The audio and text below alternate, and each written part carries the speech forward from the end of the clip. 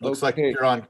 We're streaming live on YouTube. It's 5:01 Wednesday for a special meeting of the governing body. Call the meeting to order and begin with Pledge of Allegiance led by Councilor Rivera. Salute to the New Mexico flag led by Councilor Romero Worth, and then an invocation from Councilor Vigil Koppler. So if everybody could rise as you are able, let us begin with those.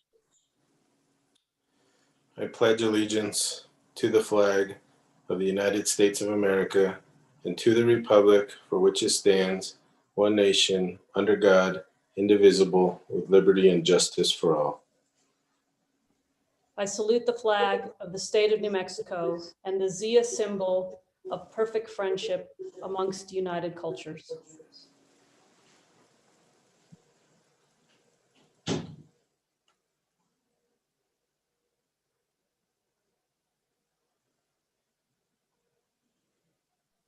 I think you're muted, Councilor. There Sorry, you go. I'm so sorry. Nope, there you go. Lord, thank you for every seat that has been filled here today, for each mind and heart that fills the presence of this Zoom room. We thank you. You truly know what we're setting out to accomplish today. We have an idea, a vision, hints, and daily instructions. We have talent, abilities, and time to work. Every project, every season, every life. Nothing is ever in vain, for even mistakes and missteps are used for good. Forgive us for our pride, the pride that puffs us up, and the pride that threatens to unqualify us. Strengthen our confidence in who you have made us to be. Set us free from comparison in order to work together efficiently. Bless this meeting today, all those present, as well as the lives of those we will encounter afterward, ready for us to make every moment count. Amen. Amen. Thank you. Are there remembrances that folks would like to speak to right now? Mayor, Yeah, go ahead, Councilwoman. I would like to express condolences to the friends and family of Dennis Salazar. Dennis was a very good friend of mine from way back. We didn't always keep in touch, but we encountered each other along the way. Dennis was from Espanola. He unfortunately died from COVID a few days ago. He was owner of one of the most revered and famous bars called Saints and Sinners. I always went there as a saint, and I came out a sinner. No, he was wonderful. Great sense of humor. I don't mean to stray that way, but he was a wonderful guy. He was also a regent of Northern New Mexico College, and we worked together when I was chair of the Labor Management Relations Board there. Other than that, he was just a wonderful, wonderful guy. He set up the first cable system with some partners who were friends of ours. And that was a long time ago, before anybody heard of Comcast or Xfinity or anything. His brother, David, is also a good friend. I especially want to wish him condolences. David recently sold El Farol and is now the owner of a cigar shop downtown. But I'm just saddened by the loss of Dennis. He was really a really wonderful person, a wonderful man, and a very cool guy. Thank you. Thank you. Any other remembrances? If not, let's take a minute and think about David, but also others who have been affected adversely by COVID and other health challenges during this very difficult time. Let's take a moment of silence for everybody and keep them in our hearts and in our thoughts and in our prayers.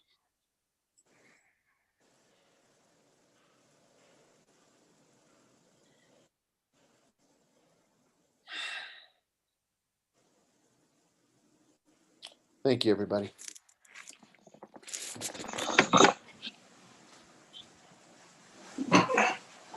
So with that, would the clerk please call the roll? Yes, sir. Mayor Weber, Present. Councilor Beta, Here. Councilor Cassett Sanchez, Here.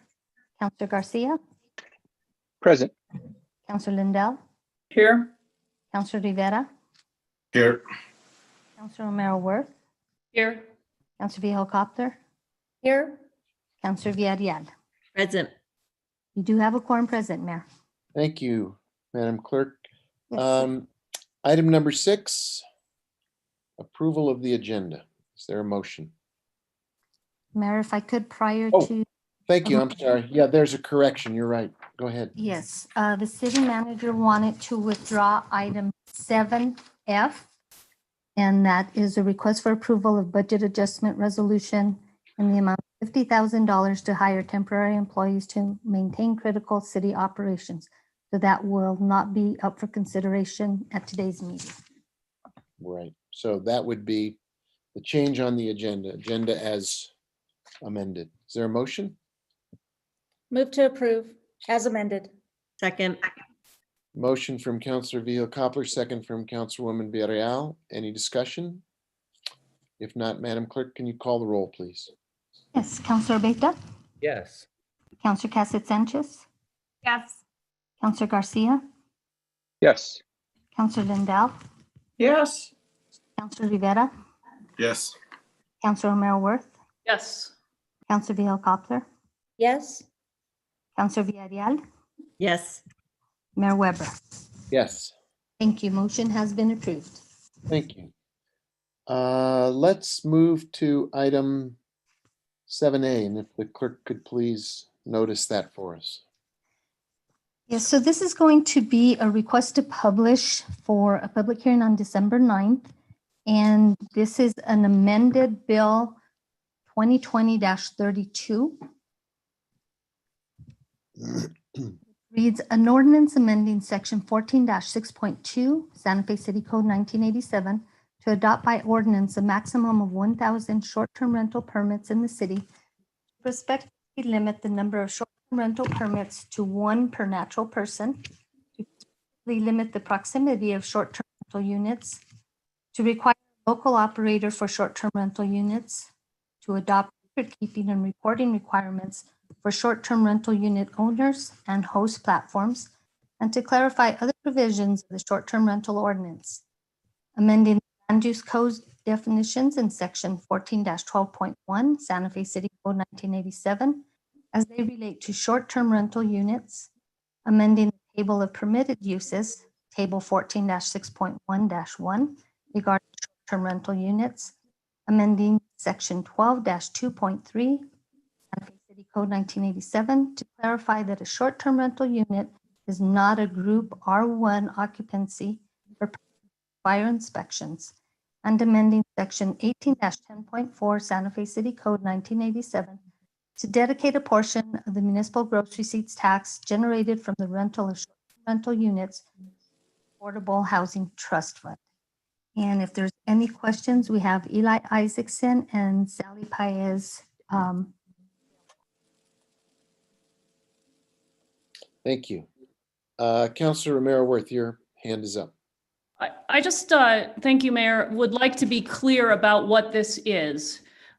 We already approved the request for publish for the public hearing for the short-term rental bill.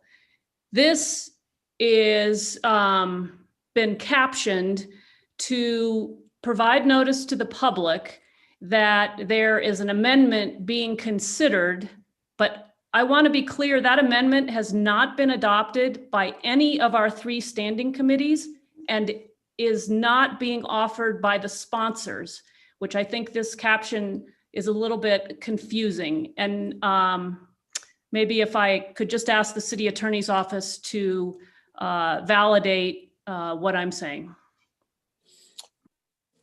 Thank you, Mayor Weber, councilors, Councilor Romero Worth. I would certainly validate those statements. As this bill has been proceeding through our committee process and our legislative process over the past several months, there have been a number of amendments proposed. There's an amendment proposed by the sponsors, and there are several other amendments as well. And those are all sort of on the table for debate and decision on December 9th. But because some of the amendments, while they're still about short-term rental and our regulation of them, they sort of they branch out into other chapters of the Santa Fe City Code. So the city attorney's office and the city clerk's office thought it would be best to provide an additional notice to the public, just showing these other items that are up for consideration. And so that's how we've sort of underlined the added items.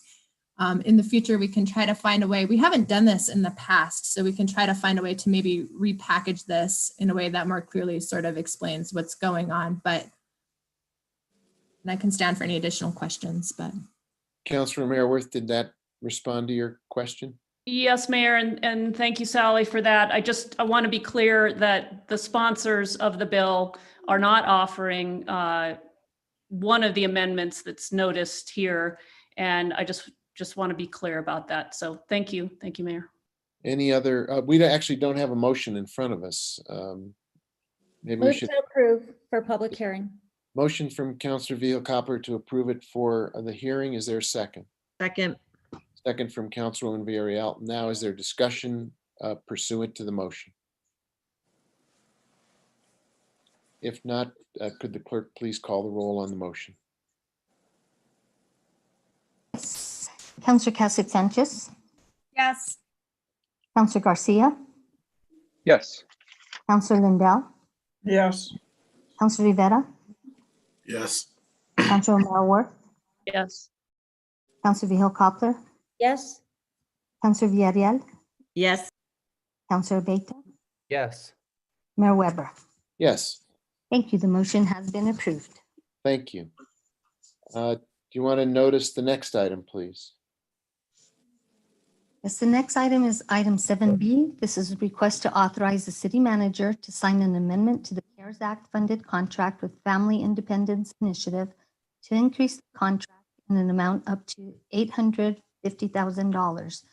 This is to administer and provide direct economic relief to indigent city residents affected by COVID. And we have Yura Ochoa available. Thank you. Can we get a motion and then discussion on this item? Move to approve. second, Second. Okay, we have a motion and a second. I believe the second that I heard came from Councilor Vihel-Coppler. The original motion came from Councilor Cassid Sanchez. Is there discussion of the motion or questions for Ms. Ochoa? Question, hands are up. Councilor Villarreal, you have the floor. Thank you, Mr. Mayor. Just wanted to understand with this increase, how much of that funding would then go towards administrative costs versus how much would actually go out to the clients? If there was a breakdown? Mr. Mayor, Councilwoman Villarreal, FII charges 5% for administrative fee. And so I haven't done the math on that, but if we're looking at 850, it's 5% of 850 to set up the platform and administer and make sure people are eligible for the funds.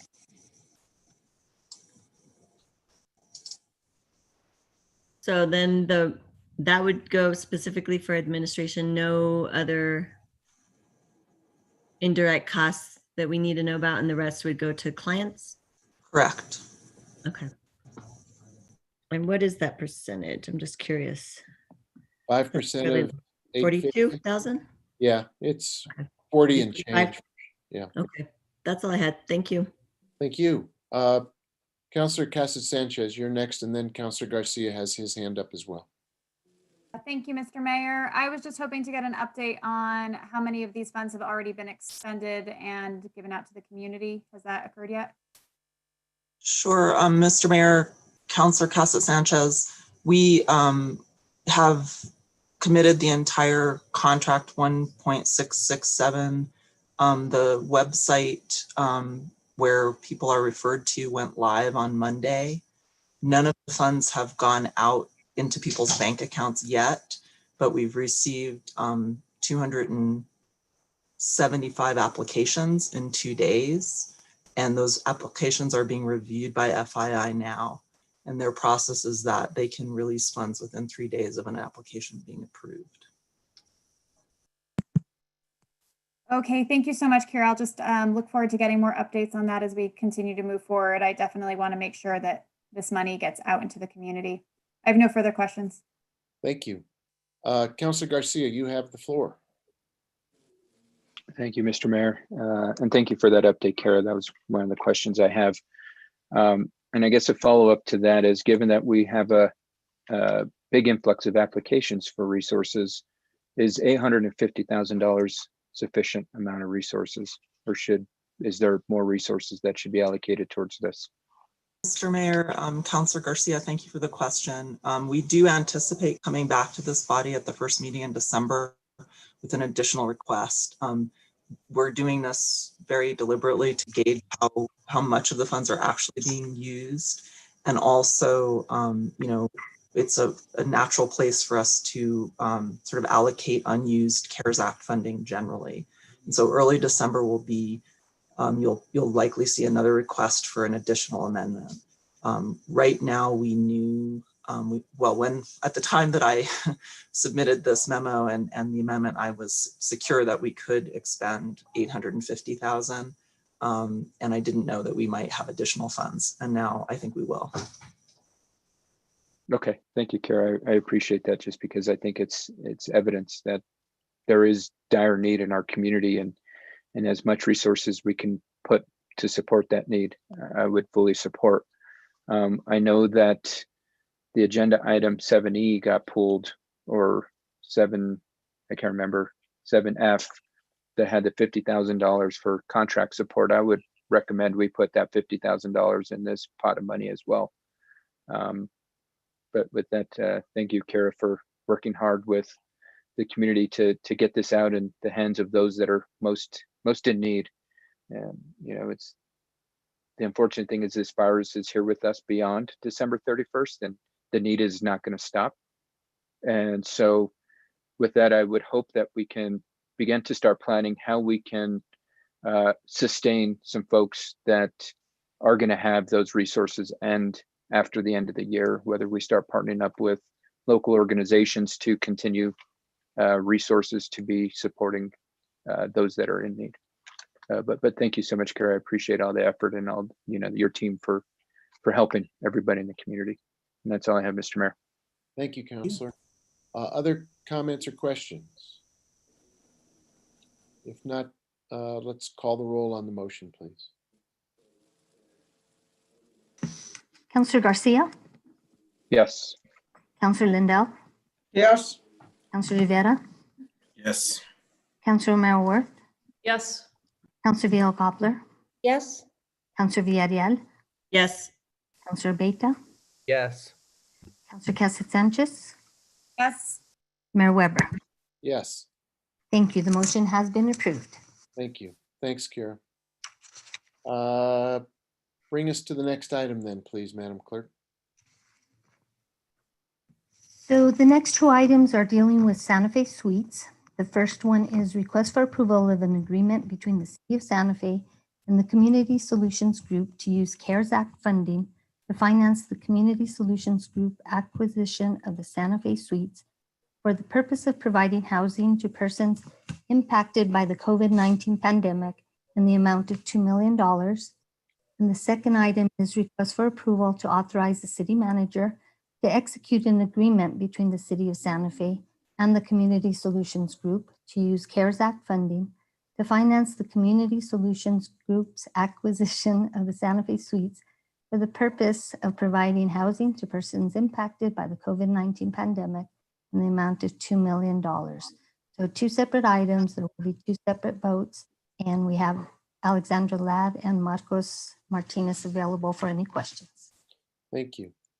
I think because this has some parts to it and there's a presentation that could help clarify what the items in front of us are, rather than starting with a motion, which I think is a good practice, let's start with giving the floor to Ms. Ladd and Mr. Martinez and see if there's a presentation that can precede motions and questions, if that's acceptable to everybody. Okay, Alex, do you want to take the floor? Thank you, Mayor. Thank you, members of the council. I will share my screen and we will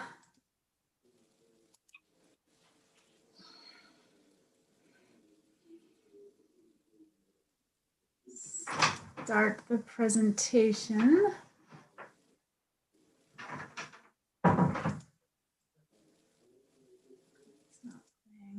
There we go. So I just wanted to start off briefly, and those of you on the Quality of Life Committee have seen this presentation, but I wanted to just set the context for why we're working toward this and why it's important to our community. This is a major first step for us to take to end housing instability in Santa Fe. It is definitely not the last step we need to take, but I just wanted to emphasize that this is a really important first step. We've taken a major step in housing people at Midtown. This is kind of the next step. This is the permanent supportive housing step. This is not a shelter. This is where people can live for as long as they need to live, and importantly, stay safe during the pandemic. And I think all of you, I know all of you know this, the need for this kind of housing.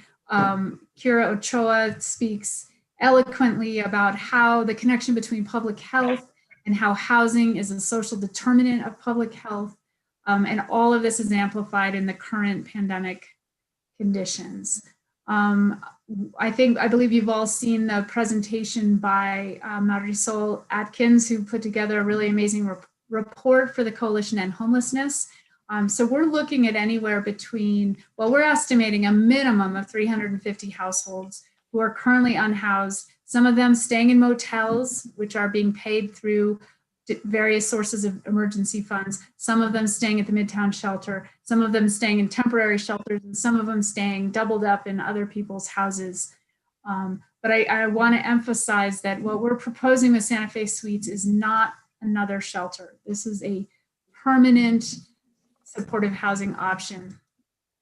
The concept in general is to purchase this motel property and to create these long-term affordable units. The majority of them are for people who are very low income renters. And then we would have 30% of them very highly supported units for people directly transitioning out of homelessness. Importantly, this project gives us the ability to connect actual units to our coordinated entry system. And this is really important because it doesn't matter if you get data on someone and you get them into the system and maybe you meet some of their needs. If you don't house them with the wraparound social services, you're not actually ending their precarious housing situation. And the last point that I want to make is that so many times we've got such capable organizations, and even when they have the resources to help people, they at the end of the day don't have the units to house them. So this is an important piece to make all of those different programs also work more efficiently. The business model, because will be operated as a business in that it will support itself from the revenues generated at the property, but the community solutions model is this property management plus. So it's not just a typical property management where somebody is making sure that the faucets aren't leaking and that the rents are paid on time, but this is actually based on the people living there. So the tenants, including those who are chronically homeless, will benefit from a project that has lower barriers to entry, because right now, very low income renters, along with all the other challenges they have, maybe they finally find a unit that they can afford and they have the subsidy to pay for it, and they will get bounced out of that unit from even being able to access it because maybe they have a criminal history, or maybe their credit score is bad because they didn't pay a car payment or something, or maybe they got evicted for any reason, and all of this is on their record, and even though they may qualify in every other way, they're not allowed to access the housing. So I think that's another important part of this business model, is that their barriers to entry are low. But that's also complemented by the fact that the management standards are very high. So this isn't just house somebody and pat them on the back and wish them luck. These folks are taken care of. They have programs at the site to meet their needs. The property itself will accommodate providers, outside providers coming in and providing services, and lots of just supervision, lots of eyes. We call it in the planning world, eyes on the street. So there's lots of community interaction and engagement. And then again, back to this issue of the additional partnerships. This site will provide an opportunity for all of our partners in the community to come together and provide an array of support and enrichment services. So the model is based on a partnership between a local project sponsor who will manage the long-term property, own and manage long-term property. Community Solutions is playing the role of a co-developer and actually helping us to get the deal closed and manage the property during the conversion time into this into the permanent supportive housing model. The project will be partially funded through social impact investors. You don't see this very often in affordable housing. So this is exciting. These are people who want to invest their money, are willing to accept a lower rate of return so that their money can actually lead to a greater community good. The city of Santa Fe, so the city will be leveraging other federal sources into the project. And the idea behind that is to lower the debt that is required to purchase the property. And then again, all of the other community stakeholders. Specifically, the project is 122 studio units. There's a 123rd unit that's a 1-bedroom that is currently used by the owner of the property and likely to be converted to some of the community uses. About 42 units will be set aside for those in the workforce whose incomes are reduced because of the economic effects of the pandemic. So we're looking at, very low wage workers who have jobs but who are suffering both now, but also really during regular times in our economy. Another 40 units is for renters who might need even a little bit more help, who have even more difficulty competing in Santa Fe's housing market. And then the 40 units, so it's about a 1/3 breakdown. The 40 units dedicated to chronic and veteran homeless, and those units are heavily, heavily supportive. Just to give you a sense of what these rents look like, and what's important about this is that the higher rents will actually support increased revenues, and those revenues are then invested back into the property in the form of very high quality social supports.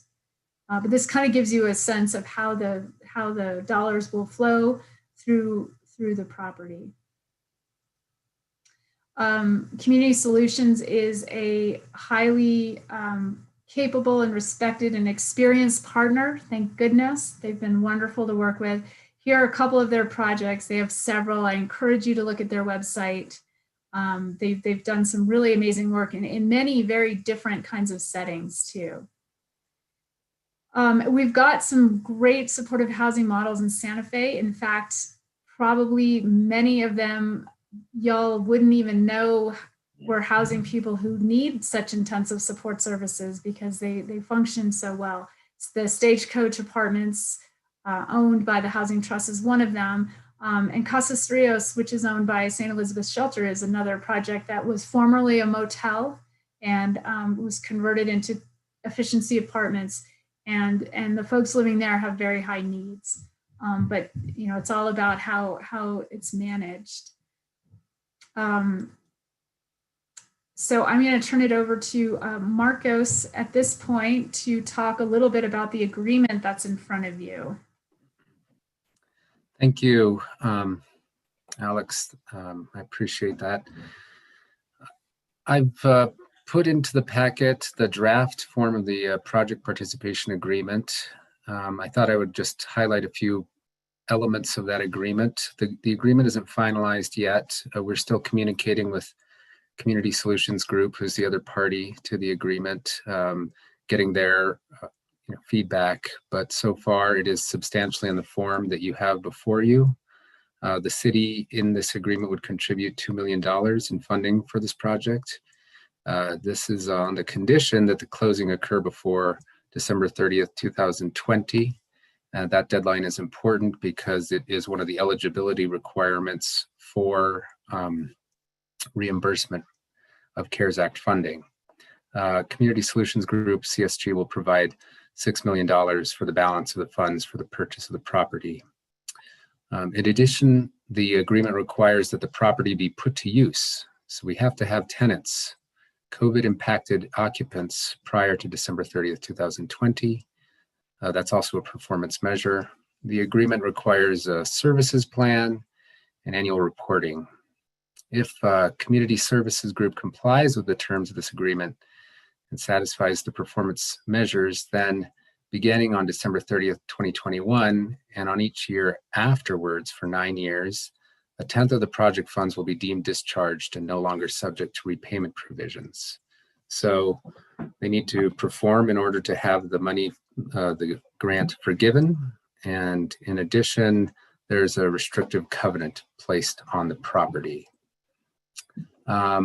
I think those are the highlights of the agreement. We have 2 items. I just want to clarify there are 2 items on the agenda, and the second item was placed there in the event that the parties had not come closer to agreement, or if there was a fundamental problem with the agreement.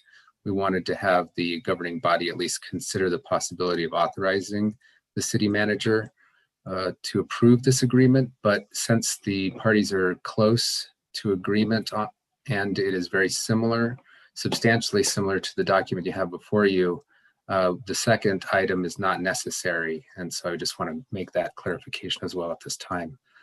And I would turn it back to Alex or Stan for any questions once a motion is made. Thank you. Thank you both. Alex, did you have any wrap-up comments, or is that the presentation?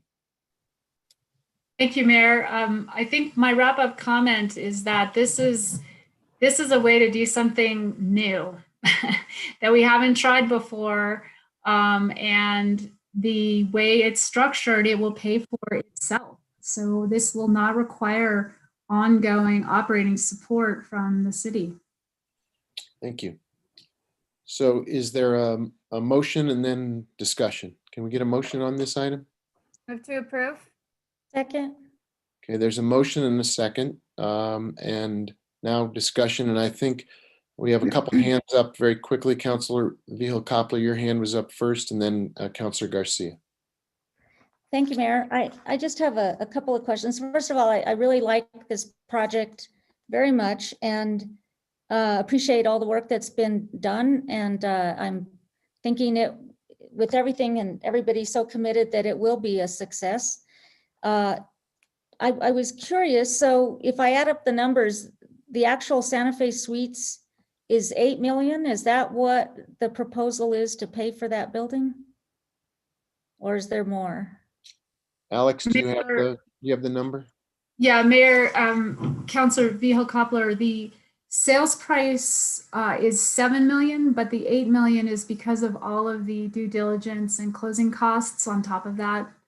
And it's possible that the sales price will be, depending on what the appraisal comes back at, may be negotiated a little bit further, reduced a little bit further. Okay. And then I don't know if I'm reading this right, which is why my questions are maybe kind of different, but so 2 million, is 2 million coming from the CARES Act, and then the 6 million is coming from Community Solutions? Mayor Weber, Councilor Vihel-Coppler, the 2 million is coming from the CARES Act via the state of New Mexico. Approximately 500,000 is coming from the Impact Investing Group.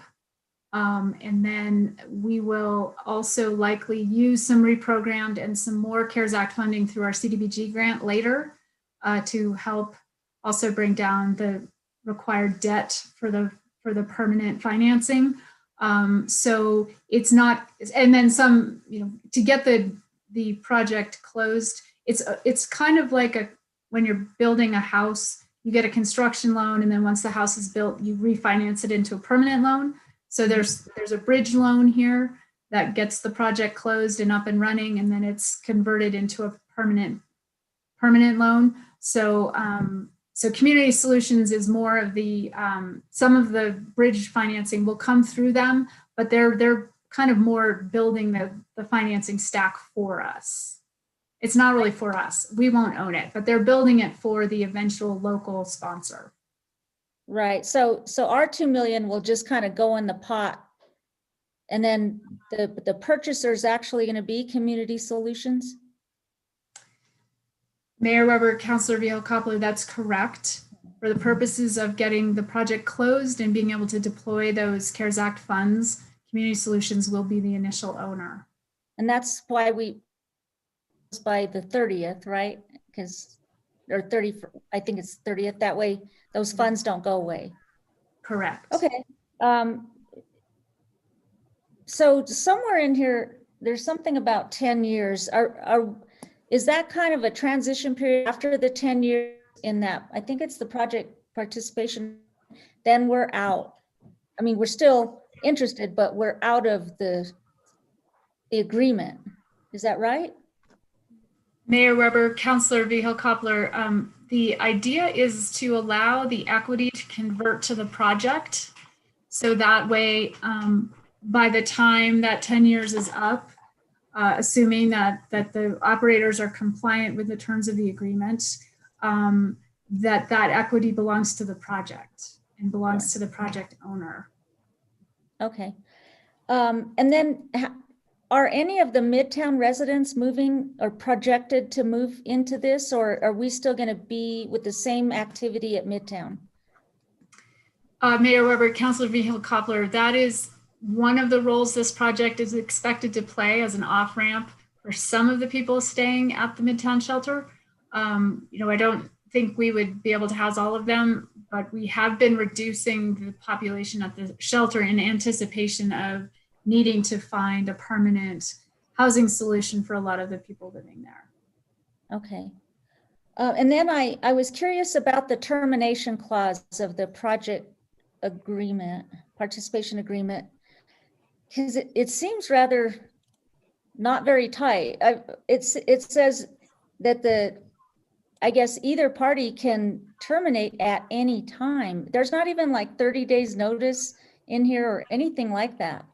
So I'm not sure why, but it's just sort of like, okay, we're done. And that kind of scares me because there's no real cushion. And then it said, if it's for cause or something, the city will get, I think it says something like the city will get all the project funds not previously spent. So if that's the case, then would those be considered COVID funds at all? And if they are, what happens to those funds? Would they have to be returned to the feds? I'm just kind of looking at worst case scenario, but I always look at termination clauses to make sure that, because you kind of have to plan for the worst and expect the best. So maybe Marcos can tell me what's your comfort level with that termination clause? Thank you for the question. So just to clarify that the termination provision has two options. One is if both parties agree. Right. So that would require mutual agreement, perhaps if it was just an untenable situation eventually. So that's just a typical termination provision, but it's not without a cause there. We would have to agree to it. And then the other option is if the city or cause believed that Community Solutions failed to materially comply with the terms of the agreement. In other words, they'll be providing us annual reports. And if we found that their performance through those reports or through other means basically failed to provide the services and or house the right number of people, then the city would have the option to terminate the agreement. And in which case, Community Solutions would have to repay the city the project funds not discharged through that incremental 10-year reduction.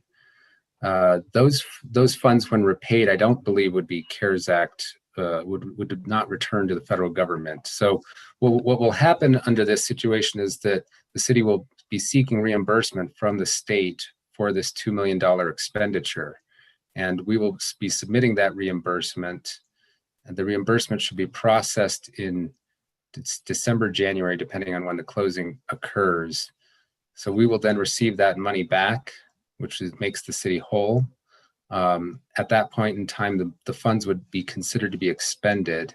And I don't believe that they would be susceptible to being returned, but we're not hoping that this falls apart. Sure. I hope I've tried to answer your question.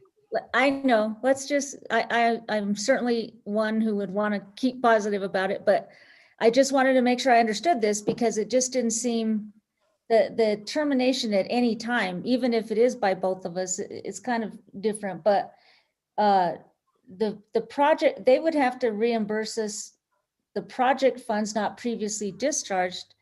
I was just curious if that would happen, where would those funds go? But I hear you saying they've kind of been passed through funds back and forth, and now they would belong to the city. So I just wanted to be clear about that because I wasn't sure how that would work. Thank you, Mayor. Those are all my questions. Thank you, Councilor. Councilor Garcia, you have the floor. Thank you, Mr. Mayor. And thank you, Kara and team, for looking into these opportunities. I think it's something we need to be doing in regards to the impact of COVID. Not only currently, but there's going to be long-term effects from this. And I think more importantly, looking at how we can support our veterans community. I think that's one of our populaces that is always overlooked and has a high rate of homelessness, unfortunately. So this proposed project is scheduled to sit in District 2. And so I've received lots of feedback and concerns from constituents in regards to the proposal. And so I want to ensure that I'm doing my diligence and representing their concerns and hearing them out here at governing body. And so I guess my first question is, would this project be able to proceed without the city's $2 million investment?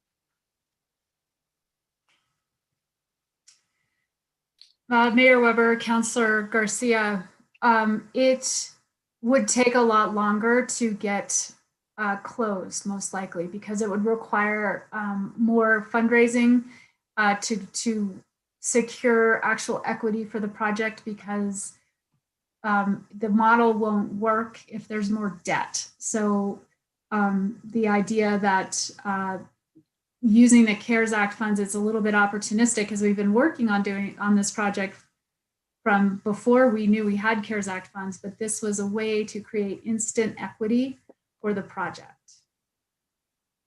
Okay. So and I don't like usually proposing hypotheticals, but I need to for this kind of question I'm going to pose. So let's hypothetically say the resources weren't needed in the immediate, and there was full funding behind the project. This proposal would be able to just open its doors without any engagement or involvement by the city. Is that correct? It would only be able to open its doors if it could create a similar financing model, because it will pay for itself based on this kind of financial mix. Right. So, but what I'm saying is, if there was full financing behind the project, the operators of it need to come before the city for any type of approvals to operate this project. Mayor Weber, Councilor Garcia, I'm not entirely sure I'm understanding the question, but if you're asking about, sorry, Mayor. Maybe I think I understand where the councilor's going. This is not a project that requires an ENN process. It's not a project that goes through the Planning Commission. If it were a private transaction with the city not participating, we may very well not even know about it. It could be a transaction that happened without this kind of a vote. It would be done through private parties exchanging property. Is that the gist of your question, Counselor? Yes, thank you for clarifying. And in simplistic terms, the proposed operators don't need to come to the city for any kind of approval. Yes, correct. Okay. And so to follow up on some of the comments that the mayor just made, because I think this has been some of the biggest concerns I've heard from constituents, is that they have not been involved in the process, nor heard about it, nor were any of their concerns taken into consideration. And so with the comments the mayor just mentioned, we haven't had that process because it's not required by the city. Is that correct? That is correct.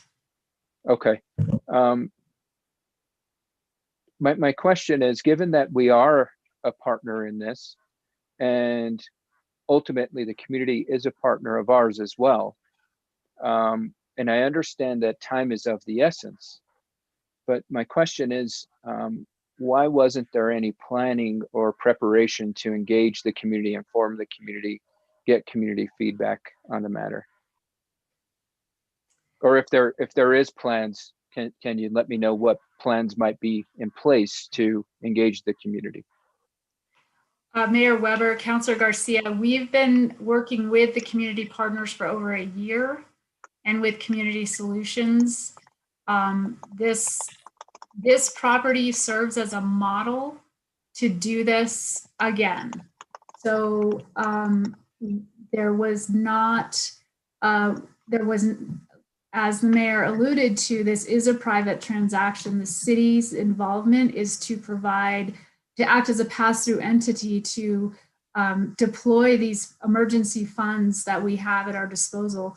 And, to be frank, it also serves our other interest, which is to permanently house some of the people that we are currently housing at Midtown. So there's, without quick action, we will not have the availability of these funds. There's no way to deploy these funds for another project because we have 6 weeks left to do this. And we're hoping to create a model for doing this again.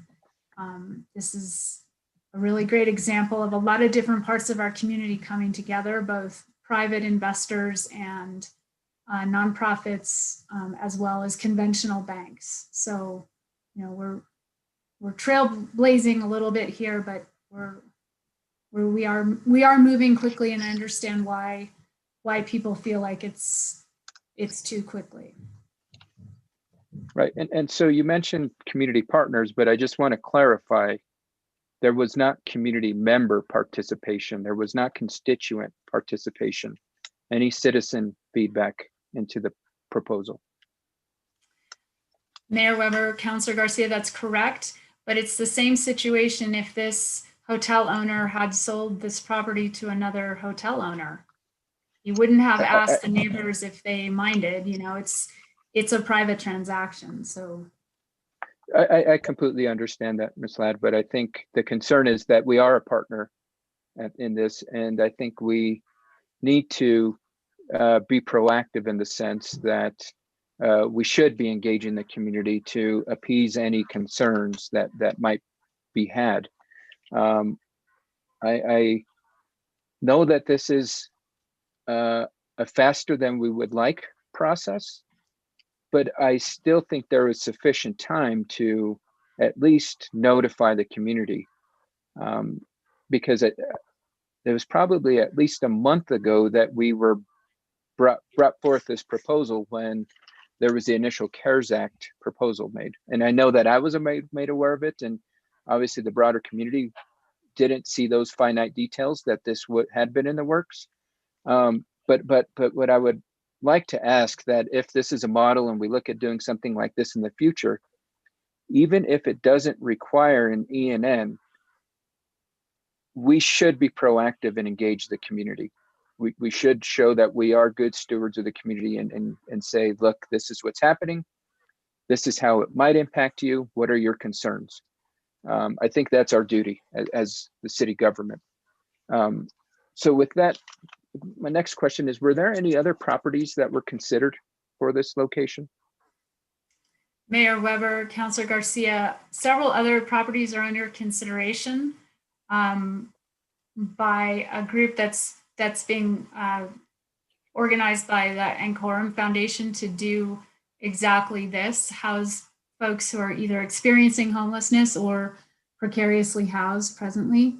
I think to react to your former comment, I would also say it's also the city's job to get people off the streets. And so, you know, I see what you're saying, but we are caught in this tension of needing to respond to a global health pandemic and keep our community safe, as well as keeping individual people who are homeless safe and Oh, I getting them. absolutely agree. I absolutely agree. And I'm not discounting that, but my comment was more so we can do that as well as inform the community. It doesn't have to be an and or, it can be both. And that's where I'm asking that in the future we do a both. Because if it's just not required, doesn't mean we shouldn't do it. I think we've got to have best practice and engage the community and inform them. So with that, given that there was other locations, are you at will to disclose where those locations were or potential future locations might be? Mayor Weber, Councilor Garcia, I am not the lead on that project, so I don't feel like I can talk about that. But the locations, we have several hotel owners who are interested in possibly selling their hotels. I'll leave it at that. Okay.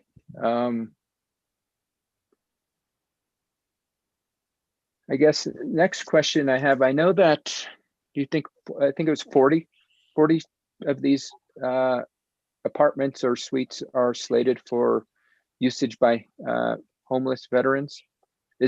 Are we guaranteeing that they are not going to be utilized by anybody else but homeless veterans? Because I did see somewhere that it was written chronic and veteran homelessness. So is that a and, or is it solely veteran homelessness? Mayor Weber, Councilor Garcia, there will be 3 dedicated units for veterans. The remaining 40 units are for the chronically homeless, some of whom may be veterans. Okay, so I think that was maybe a little, maybe got lost there because I was under the assumption, and maybe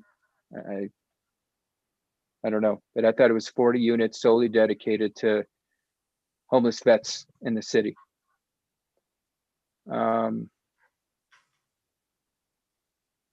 Is there a reason why we can't solely dedicate it to that populace? I'm sure there's the need.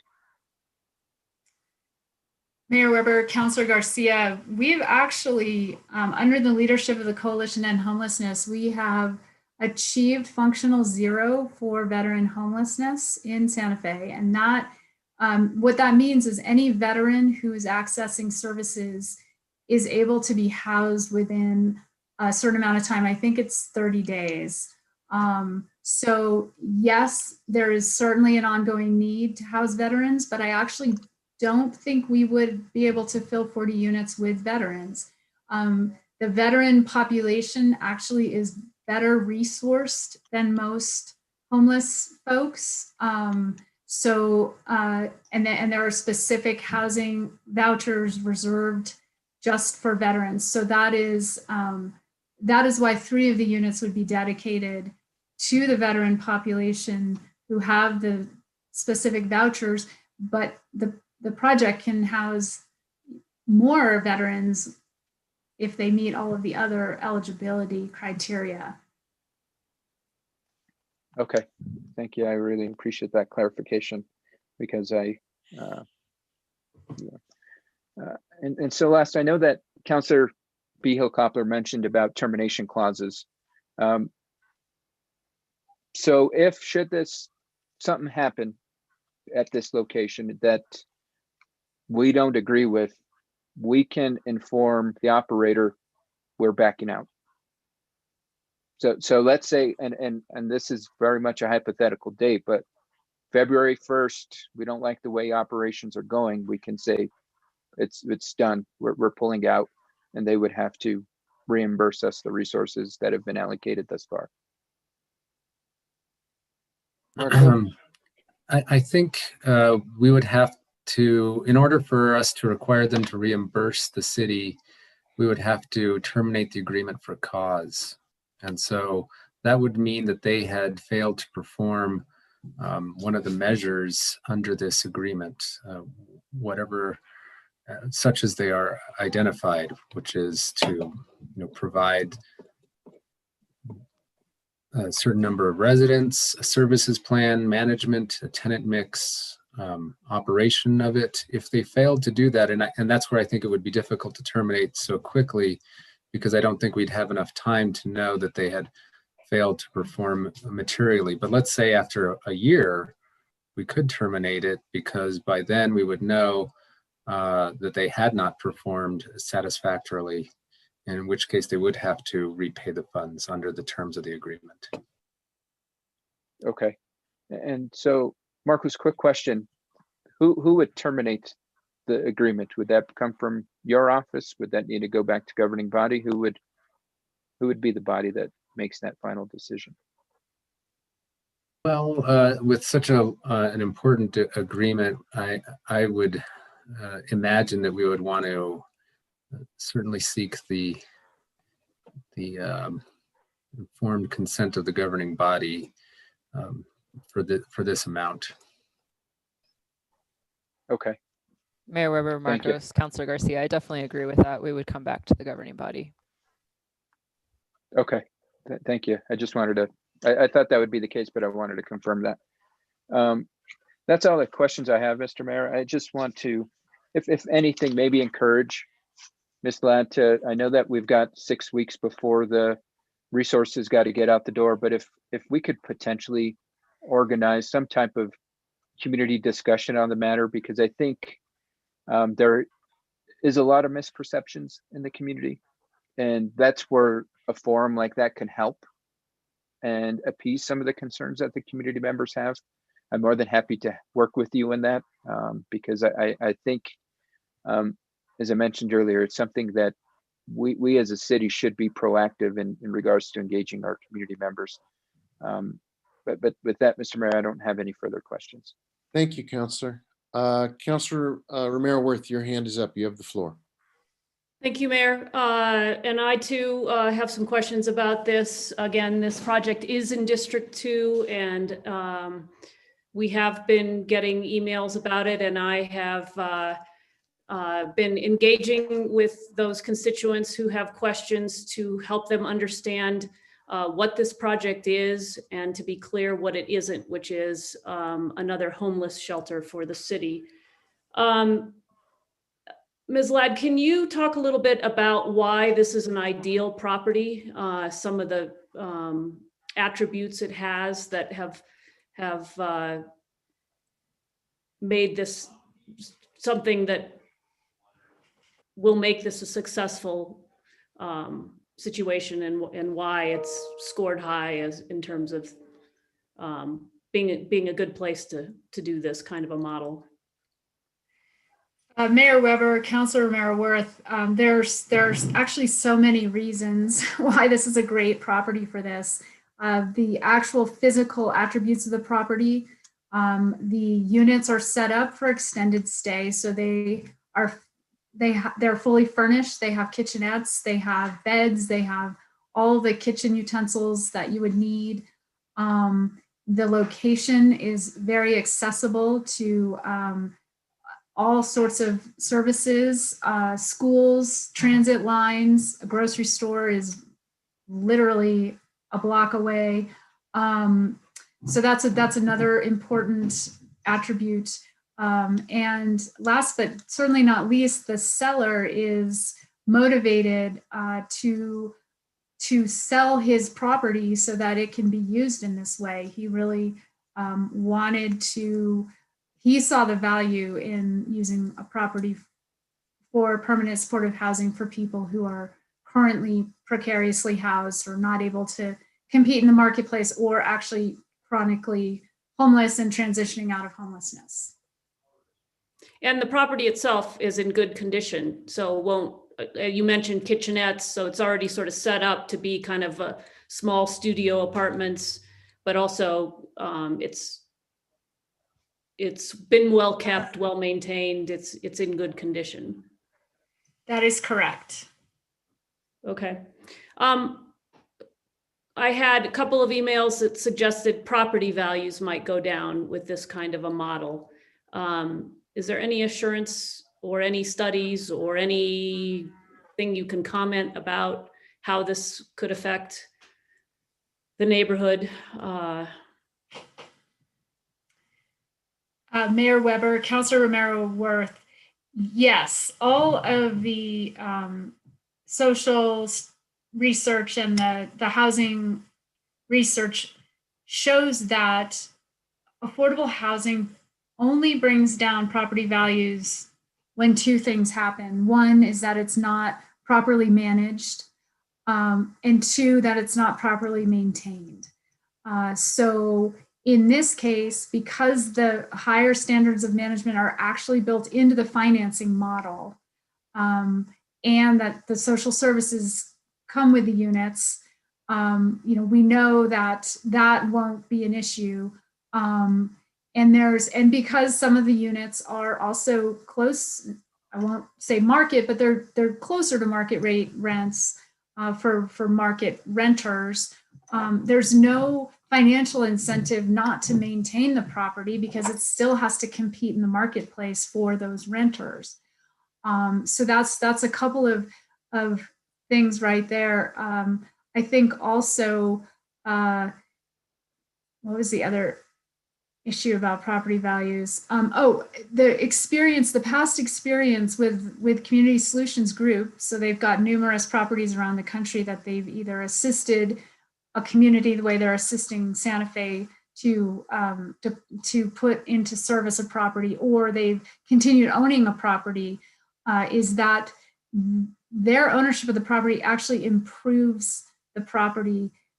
They said that their property in Denver, I think I showed a picture of it, the Abrigo Apartments, all of the neighbors assumed that a high-end investor had bought it and had fixed it up and was going to start renting it for higher rents. Meanwhile, they're actually housing homeless people there. And so I think, the experience with this model is that the neighbors are not impacted. Property values are not, if anything, they're supported by a property being so well managed and maintained.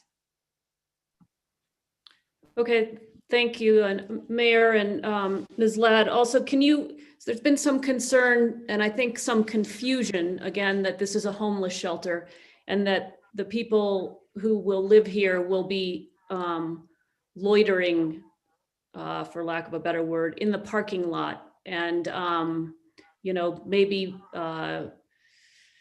a threat to other people, medical facilities in the area whose patients are now waiting in their cars to be seen, or parking somewhere else in that area. Can you address that concern?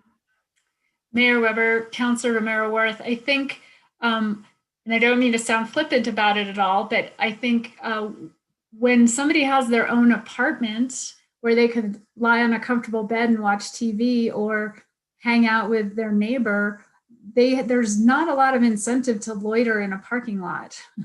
So, I think if anything, and I've spent a bit of time in that parking lot recently, and there are always a couple of panhandlers there now. So I don't think there is any incentive for this to increase people in the parking lot.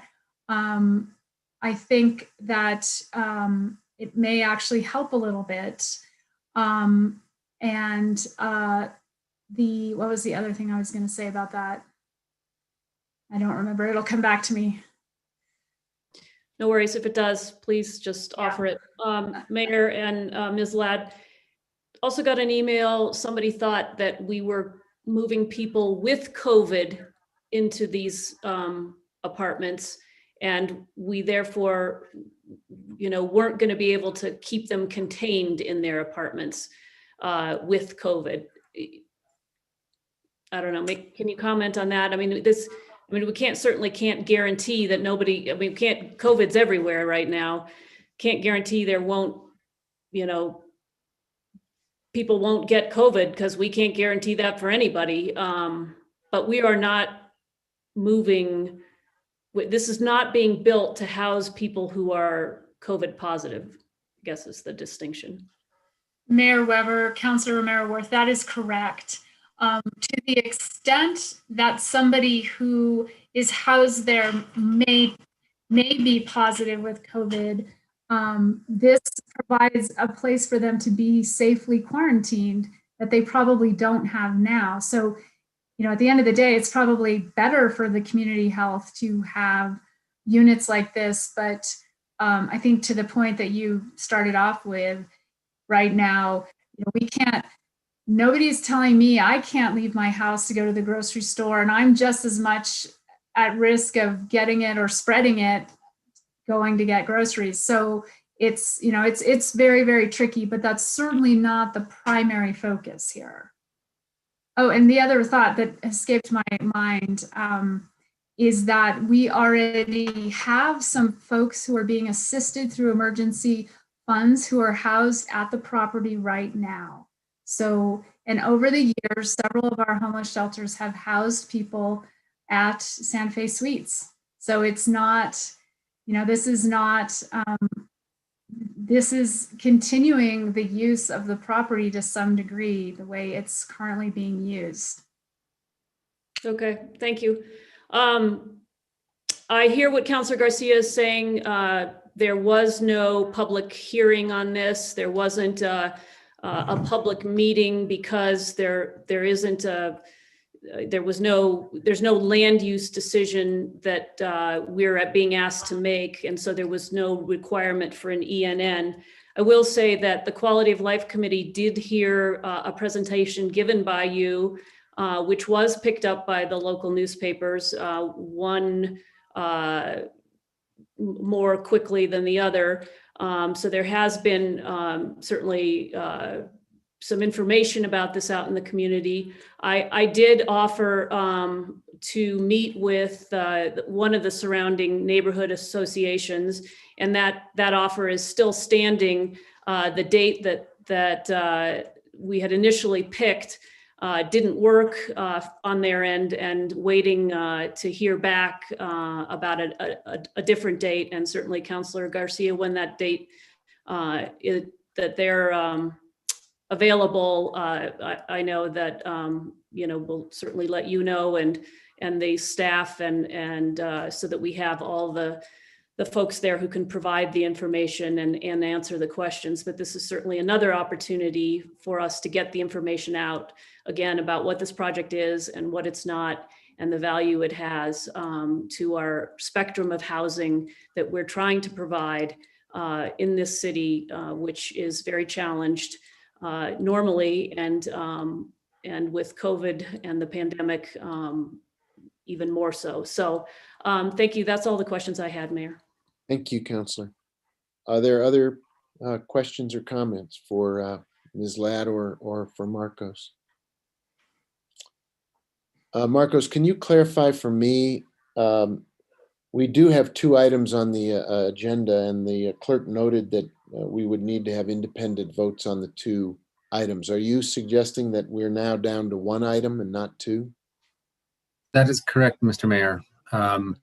That item, the second item, was put there as a contingency in the event that the parties had not gotten close enough, or that the other entity, Community Solutions Group, had some grave issues with our agreement in the form that we had submitted it in the packet.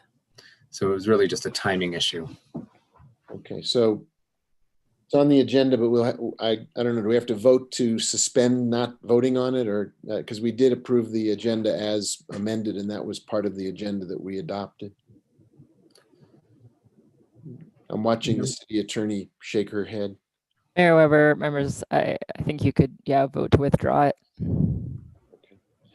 So if there, are there other questions for our staff team? If not, I think we're ready to vote. Madam Clerk? Yes, the motion was made by Counselor Cassett Sanchez with the second by Counselor Vihel Coppler. Correct. Sorry, I didn't. Yes, you got that right. Correct. Thank you. Counselor Lindell, Yes. Counselor Rivera, Yes. Counselor Romero Worth, Yes. Counselor Vihel Coppler, Yes. Counselor Villarreal, Yes. Counselor Beta, Yes. Counselor Cassett Sanchez, Yes. Counselor Garcia, Yes. Mayor Weber. Yes. Thank you. The motion has been approved. And now, City Attorney, should we have a motion to withdraw the second item then? Mayor Weber, let's say motion to remove. That would be appropriate. Yes. Can we get a I motion? move to remove item 7D. Second. Let's see, I think Item 7C2. 7C2. 7C2, sorry. 7C2. And there was a second from Counselor Lindell. Second. Is there discussion? If not, Madam Clerk, can you please call the roll on removing 7C2? Yes, sir. Counselor Rivera, Yes. Romero Worth, Yes. Counselor Vihel Coppler, Yes. Counselor Villarreal, Yes. Counselor Beta, Yes. Counselor Cassett Sanchez, Yes. Counselor Garcia, Yes. Counselor Lindell, Yes. and Weber. Yes. Thank you. The motion has been approved. Thank you. And thank you to both Marcos and Alexandra. This is as I think you both said, this is a model project. It's a trailblazing project. I know you both have put in a lot of work to not only work with the financing, but to arrange the partnerships that go into making it happen. And I think we're very fortunate to have a partner like Community Solutions to help guide us through this. They've done this in other places, but we also have terrific local organizations that are stepping up to participate. So thank you for all your hard work. Very, very grateful to you. Madam Clerk, take us to the next item, please. The next one is item 7. This is request for approval of budget adjustment resolution in the amount of $225,000 for COVID safety at city facilities. And we have Regina Wheeler available for any questions. So Regina's here, but let's see if we can get a motion and then have discussion. Move to approve. Second. The motion to approve from Counselor Garcia and a motion to second it from Counselor Romero Worth. And now, is there discussion? I think Director Wheeler is available if there are questions about this item. And I see Counselor Cassett Sanchez's hand is up first, followed by Counselor Rivera. Thank you, Mr. Mayor. I was just hoping to hear more details on what, I forget the enhancing COVID safety in these buildings means. If I could just get some more information on that, that would be wonderful. Yes, thank you so much for the question, Counselor. We are buying a lot of medical grade HEPA filter units to place in city facilities. We're replacing some of the HVAC filters with HEPA grade filters if they weren't already before. We're buying touchless fixtures for the bathrooms so that we can reduce the amount of touching. Also placing temperature scanners at the time clocks so that people just walk up and it'll take their temperature and then they can answer the questions on the time clock that are now asked. We're also doing some temperature sensors where the public would be coming into our facilities, such as municipal court.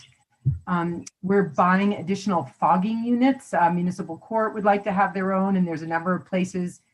The fogging units are really great. They're portable. They're worn on the back of a trained personnel. They actually remove any germs from the air, as well as then fall onto the surfaces and clean the surfaces. And so those are, we're also, there are some people that are working in large open areas with no barriers in between them, like cubicles. And so we are placing cubicles where there are employees working in larger areas. And, you know, in many cases, the people aren't there right now. There's very minimal staff or public presence, of course, right at the moment. And even when we were partially open, there was minimal, but we look forward to the day when we'll be coming back with more staff and more public, and we'll have cleaner air and safer facilities. I think overall it's a great improvement, and in some cases we'll save water as well as just keep us healthier in the long run. It's kind of an exciting change to our city facilities. Thank you, Ms. Wheeler, for describing that. In terms of our ideal wish list, was there anything that was left off it for COVID safety pieces that we weren't able to afford at this time? Thank you for that question as well. Actually, the facilities COVID safety measures was awarded approximately $450,000 in the original allocation. And there was at that time items that we had to leave off because we couldn't afford them all. But now with this additional funding, we are moving forward with the bottom of the list, which includes the more temperature sensors and the touchless fixtures. Wonderful. Well, I really do appreciate, you know, the efforts, making sure that we're keeping our staff safe, making sure that we're keeping the public safe. I definitely want to make sure that we stay on top of not just our facilities, but procedures that we are looking at as people are coming in and out of City Hall. Hopefully we will be able to once again have more people coming in, but I'm sure at that time we will still not be out of this. So the temperature scanners for the public coming in, I'm absolutely a big fan of that. And if there's any way that we can also do COVID screeners for the public as they're coming in to interact with our staff, I would also like to be exploring those options as we continue to move forward. Thank you very much. Those are all my questions. Thank you.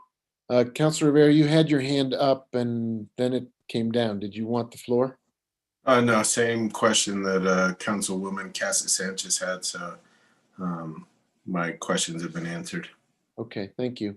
Councilor Romero-Worth, your hand is up.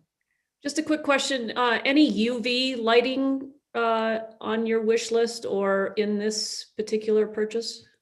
Thank you for that question. And I've been researching that today because I've been hearing more and more about it. You know, what we did was we researched the OSHA guidance and the AASHTO guidance right now for improving COVID safety, and we're following that guidance in our implementation. UV lighting isn't in there yet, but I have heard that people are implementing it, particularly in, you can put it inside the HVAC system to disinfect the filters so that that they stay cleaner. But there weren't official recommendations from the standards labs that we looked at, and so we aren't implementing those right now.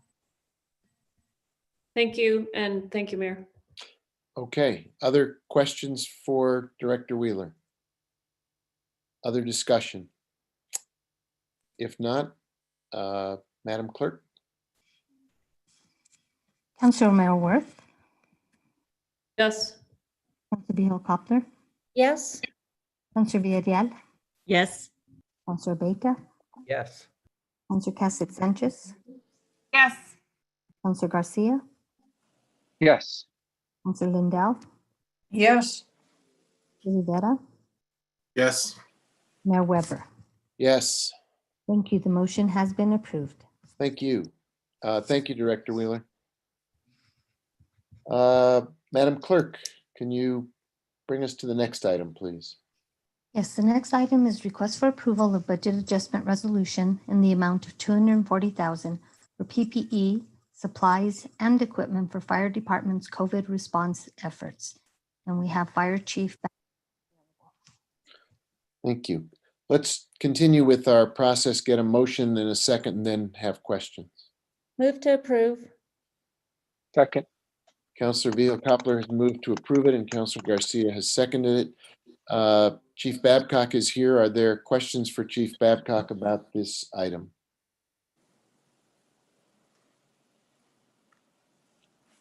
If there Mr. Mayor. Yes, Councilor Rivera. Sorry, I do have one quick question for the fire chief. With regard to transport ventilators, if for some reason the hospital, either one in Santa Fe, was in need, would these be able to be lent out in emergency situations? Mr. Mayor, Councilor Rivera, they would be able to be lent out as long as the equipment that the hospital are utilizing would be compatible with equipment we're utilizing in the field. So it is a possibility if the respiratory equipment that the hospital utilizes is compatible with the ventilators we are purchasing. I would, let them know that we have these, and again, only in dire situations, I assume that they may need them. So, but if they need to get equipment to make these ventilators adaptable for their uses, that might be something to think about. Thank you, Mayor. Thank you, Chief. Good suggestion, Counselor. We're all in this together for sure. Other questions for the chief? Other discussion? If not, could you please call the roll? Counselor Vihel Coppler, Yes? Counselor Villarreal, Yes. Counselor Beta, Yes. Counselor Cassett Sanchez, Yes. Counselor Garcia, Yes. Counselor Lindell, Yes. Counselor Rivera, Yes. Counselor O'Meara Worth, Yes. Mayor Weber. Yes, Thank you. The motion has been approved. thank you. Now, item F is the one that was removed, so please read us into the next item. The next item is request for approval of budget adjustment resolution in the amount of $392,000 for the Connect program emergency funds to provide direct community assistance. Brett Ochoa is available for any questions. Thank you. Can we get a motion and then we'll discuss? Move to approve. Counselor Second. I heard Counselor Villarreal's motion and Counselor Garcia's second. Kira, I think that's you on the phone now. Yes, thank you. I'm here for questions. Okay. Are there questions for Director Ochoa about this allocation? Counselor Garcia, you have the floor. Thank you, Mr. Mayor. Just a quick question. Similar to a question I had earlier, is 392 enough? Do we see much? How much more of a need do we see? Well, Mr. Mayor, Councilor Garcia, we've committed 1.9 million now in Connect. All of the billing is starting to come in from our partners, and we really won't know that probably until early December. And, you know, we will keep, as we are able, we will keep putting funds into Connect up to the very last minute that we know we can expend them. I think you've already identified the bigger issue, which is that the need is not going to stop on December 30th. You know, to that point, I will say we are working very closely with our foundation partners and other partners to address that issue.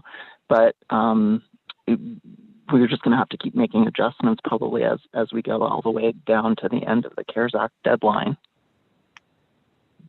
Okay, awesome. Thank you for that update, Ms. Ochoa. I appreciate it. No other questions, Mr. Mayor. Thank you, Counselor. Other questions or discussion on this item?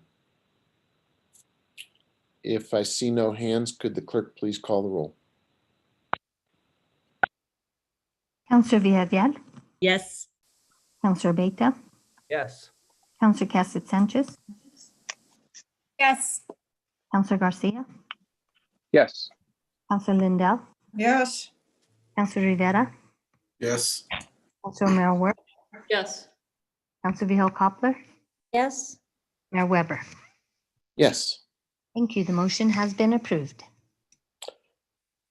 And that brings us to communications from the governing body. Item number 8. So let me just go around the room, the Zoom room, and give everybody a chance to either comment or introduce something, bills or resolutions. Councilor Garcia, you have the floor. You're in the upper left-hand corner of my Zoom room. It's Zoom room. Kind of feel like Hollywood Squares. I don't know if folks remember that game from my childhood. No major updates. Just want to wish everybody a happy and safe Thanksgiving. I know that it's going to be a different one this year. Folks spending the holidays apart. So please make sure to reach out to loved ones, give them a call. I'm going to be setting up a Zoom session with our family. Just, I think it's critical that we see each other, tell each other how much we care about each other, and just make sure we're in constant contact, because as we all know, the holidays are one of the biggest times throughout the year where depression is on the rise. Folks feel isolated, and that's only going to be increasing due to everybody having to stay home due to this pandemic. And so just with that, please, everybody, have a great Thanksgiving. Eat well, eat lots of turkey, lots of pie, watch some football, and just, once again, please be safe out there. And that's all I have, Mr. Mayor. Thank you, Councilor. Councilor Vihil-Coppler, you have the floor. Thank you, Mayor. I too want to wish everyone a happy Thanksgiving. And if you're cooking, I hope your meal is really delicious. And if you're like me and you don't cook, I hope you found somewhere to get your meal prepared and given to you. Because I did yesterday. I was shocked I was able to do that, but I'm very happy about that. And I'm kind of curious as to whether there's going to be a turkey pardoning in Washington, D.C. So you can read into that how you like. Well, nicely played, Councilor. Okay, thank you for everything. Thank you. Councilor Cassett Sanchez, you have the floor. Thank you, Mr. Mayor. I just wanted to say our numbers are spiking pretty high. We keep shattering records every single day. As we know, we've come into a new stay-at-home order, and I know that that's really challenging on many members of our community. Two things: we still have funds for small businesses, and I want to make sure that the many small businesses that I know are being impacted by this pandemic are aware of those funds. My understanding is that it's a bit of an arduous process to apply, but we do have individuals that can assist, and so we would very much like to encourage everybody who potentially could be somebody to receive this to apply for those funds. Also, as we look at the holiday season, again, just trying to support our local economy, looking at how you can be purchasing gifts from local businesses. Even if they're shut down right now, you can be looking at gift cards, doing safe takeout, really thinking about that shop locally has, I think, more, it's always important, but this year especially really looking at how we can support our businesses and the rest in our community members who are really struggling in light of this pandemic. Stay home, stay home. Unless you have to go out, we need to stay home. We need to wear masks. We need to wash hands. The second wave tends to be bigger. It tends to be worse, and we're already starting to see that here. So I know that we say it all the time. It's probably getting very old, but it's still a very important message. And then, of course, happy Thanksgiving. It will absolutely be a different one. I know for me, it's going to be a matter of setting my mom up on basically Zoom and watching the Macy's Thanksgiving Day Parade across the country from each other. And it's different. It won't be what we normally do, but you can still find those ways to celebrate those traditions while staying home and staying safe. So happy Thanksgiving, everybody. And please do what you can to stay safe. Thank you. Thank you. Councilwoman Villarreal, you have the floor. Thank you, Mr. Mayor. Just wanted to wish my colleagues a happy Thanksgiving, and also the city residents a happy Thanksgiving, or however you decide to celebrate. I think all of us need a break, every single one of us. For someone to think that we need more meetings really doesn't know what we do on a weekly basis. So I just wanted to let you know I'm thankful for all of you. I really miss that we don't get to be together in chambers. I think that would be very helpful with just sanity and camaraderie. And so I just wanted to thank you for that, and that I'm grateful to be able to work with all of you and our city staff. I know all of us feel very overloaded at times, and I don't think the public really realizes how much we do. Our city staff does every day.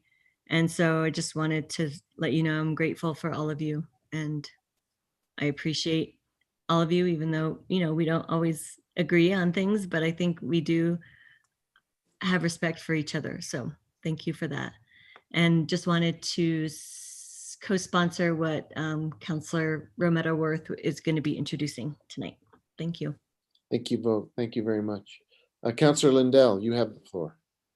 Thank you, Mayor. Of course, I want to wish everyone a happy Thanksgiving. And thank you for your kind words, Councillor Villarreal. I feel the same. And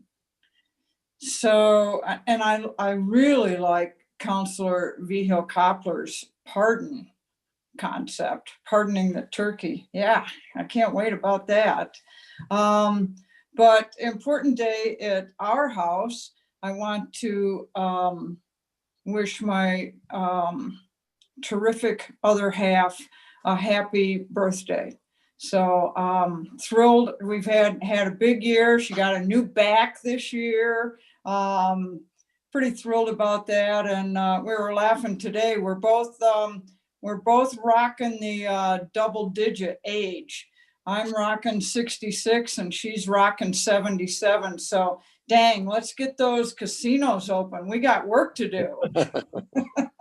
We've had a wonderful day, and we're super thankful for the success that Maria had this year with her back surgery. It was such a huge thing. So thanks to all of you, and have a great Thanksgiving. Be sure to overeat because it's fun. Thank you, Mayor. Thank you, Councillor, for the encouragement. Councillor Rivera, you have the floor. Thank you, Mayor. Similar to what my colleagues have said, happy Thanksgiving to all the city residents, any visitors that might be in town, as well as all of my colleagues, and also to city employees, city staff who put in probably sometimes more hours than we do, work really hard to make sure that we're continuing to do business, whether they come in or they're working from home. Happy Thanksgiving. Enjoy your families. I think COVID has definitely shown us the importance of family and how important it really is to us. So happy Thanksgiving to everyone. And please put into practice what my other colleagues have said with regards to masks and washing your hands. So take care of each other. Thank you, Mayor. Thank you, Councillor. Councillor Abeyta. I just want to say happy Thanksgiving to everybody. Thanks. Thank you, Councillor. Councillor Romero Worth, you have the floor. Thank you, Mayor. Real quick, need to introduce a resolution in support of the appropriation of funds by the New Mexico legislature for the New Mexico Grown Fresh Fruit and Vegetables for School and Senior Meals Program and related education programs for school and farmers. Councillor Cassett Sanchez has also offered her name as a co-sponsor, and thank you, Councillor Villarreal, for adding yours. Just want to say happy Thanksgiving and to everyone, and want to reemphasize again what I said the last time we gathered, which is please, folks, wear those masks and wear them properly. Below the chin, not okay. Below the nose, not okay. Really have to get them completely over nose and mouth. So just want to reemphasize that. Thank you, Mayor. Thank you, Councillor. Couple of quick items. I don't think we can have a council meeting where we don't talk about COVID-19 and what it's doing to people in our community. We had 197 new cases today. The need to stay home and observe the proper protocols to be COVID safe, the need is more urgent than ever. And we can do this. We know we can do it if we follow the science, if we follow the data, we know we can bend the curve. It won't happen right away because the cases we're getting right now are already in the pipeline. before the governor issued an order. So what happens now is up to us. Please do what everybody on this governing body has said. Wear a mask, wash your hands, practice social distancing, and as Councilor Lindell's voicemail says when she doesn't pick up her phone, do something to help. Just stay home. If you don't have to go out, don't go out. The flip side of that, of course, is Happy Thanksgiving. We need some things to feel good about. We need some things to celebrate. And this is a time, as Councilor Rivera said, to celebrate family, to celebrate traditions the best we can while practicing COVID-safe protocols.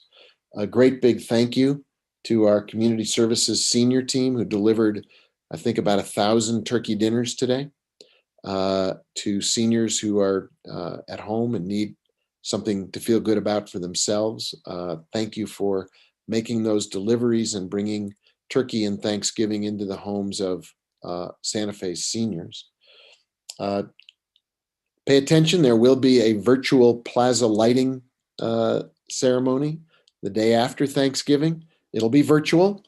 It'll be fun. Our constituent services and community engagement team is planning for people to be able to come drive, not get out of your car, but drive down and look at the lights and wave at Mr. and Mrs. Santa Claus. Que Suave is planning some music, Christmas music to cruise by. So we're going to put some fun back into the Christmas, the season of Thanksgiving and the holiday season, the Christmas season, the day after Thanksgiving. Look for announcements on that through the city's webpage. And I want to say a special thank you to our city manager. You know, the reason we had a special meeting tonight to take care of these challenges of getting the COVID-19 money out the door, the CARES Act money out the door, was our city manager had the insight and the foresight to recognize that we needed to plan some special meetings so that we wouldn't find ourselves unable to put money where it does the most good. And these meetings really take managerial competence to plan ahead. And so to our city manager, thank you for thinking ahead of this so that we can get the money into the hands of people who need it the most and where it does the most good. There'll be some more of these special meetings as we continue to adapt and take stock of where the expenditures are. But this is good management in practice, and we should give Jarrell a big round of applause as well. I think this is terrific work. So thank you for that. That's my sermon of the day. I can't compete with Councilor Vihel Koppler's turkey pardon, which will be the lasting memory from this meeting. So thank you for contributing that, Councilor. And with that, we